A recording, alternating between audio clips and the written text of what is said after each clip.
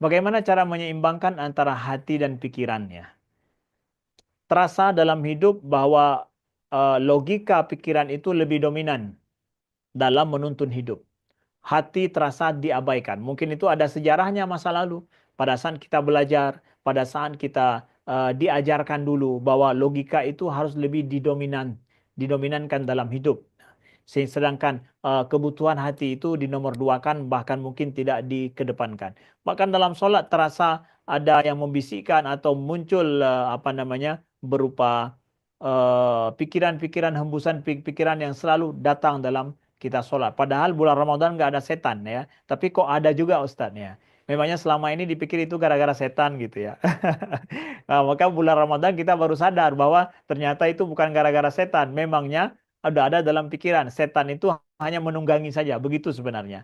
Jadi setan itu hanya menunggangi apa yang ada pada diri kita. Sesuatu yang mengganggu, sesuatu yang ada, sesuatu kekurangan dari jiwa kita, dari diri kita, setan itu menungganginya dan memanfaatkannya. Itu dia setan. Sedangkan dia mulai dari awal, dia buat dari awal itu nggak ada kemampuan setan. Itu setan itu lemah sekali, tidak punya kemampuan. Nah, maka dari situ kita sadar bahwa pikiran kita yang selama ini lebih kita dominankan, maka dalam setiap perbuatan kita yang kita mengedepankan hati, pikiran juga dia akan dia akan aktif di situ. Nah, apakah salah orang banyak berpikir? Tidak kan? Sebenarnya tidak salah orang banyak berpikir. Bukankah dalam Al-Quran juga Allah mengajak kita untuk berpikir, ya?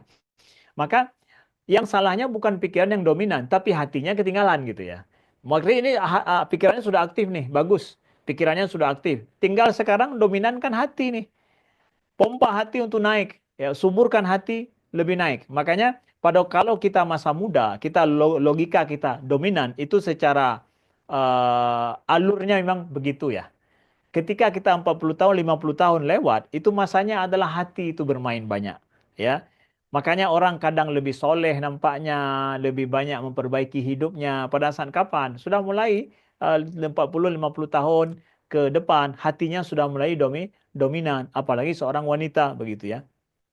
Pada saat dia kehidupannya sudah sempurna, penciptaannya itu sudah sempurna. Makanya Nabi SAW diutus oleh Allah 40 tahun juga baru diberikan wahyu. Kita juga pada saat itu sudah optimal hati kita. Maka saatnya untuk yuk masukkan ke dalam hati kita apa yang dia butuhkan. Hati itu butuh kepada Al-Quran. Hati itu butuh kepada sunnah Nabi SAW. Hati itu butuh kepada ilmu yang bersumber daripada wahyu. Ya, karena disitulah hati itu mendapatkan nutrisi yang dia inginkan.